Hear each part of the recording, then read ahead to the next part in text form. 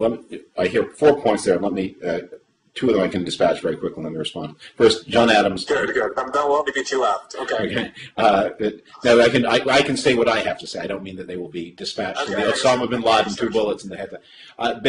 John Adams, not my favorite founding father by any means. I'm with Ben Franklin on that one, who said that Adams was always an honest man, often a wise one, but sometimes on many things just out of his senses.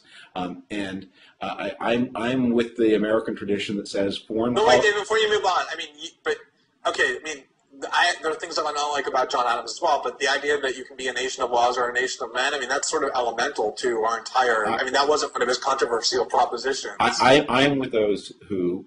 With that long American tradition that says that the realm of law is the realm where there's a sovereign, that law governs the relations within a state. In a world of states, it is a very ambitious project to govern the relations between states by law. And I think if you and I, that would be, we were to say, what is the one thing that we could spend the next 100 hours, 1,000 years arguing about? It is that the relations between states are not governed by law. We can try to legalize them, and to some extent, that is a form of human progress. The fact that international postal conventions and things like that.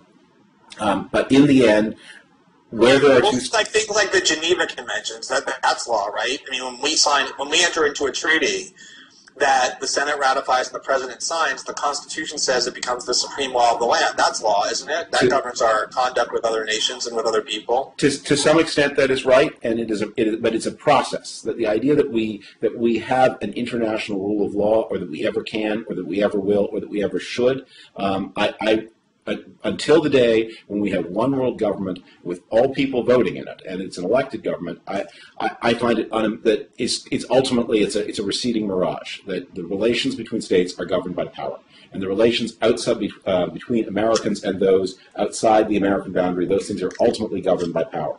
That you can have a lot of law mixed with might makes right, basically. No, you have a lot of law mixed with your power, but you cannot take your way. It is not that the rule of law in the way that Adams described as applying inside the boundaries of the United States. It is simply it's a fiction, sometimes romantic, more often dangerous to imagine that happening between the United States and the rest of the world, or between any two countries. Israel and its neighbors. You can sometimes have cases like the EU, where you can see countries on the way to transforming international law to domestic law, and how that will work out is a fascinating question. I think about it a lot, and sometimes I'm optimistic and sometimes not. But yeah, Israel's neighbors are, I think, with 2 exceptions, are all in a state of war with Israel. So of course those relations are governed by power. So that I think that is just it's a dream, in some ways romantic, in many ways dangerous.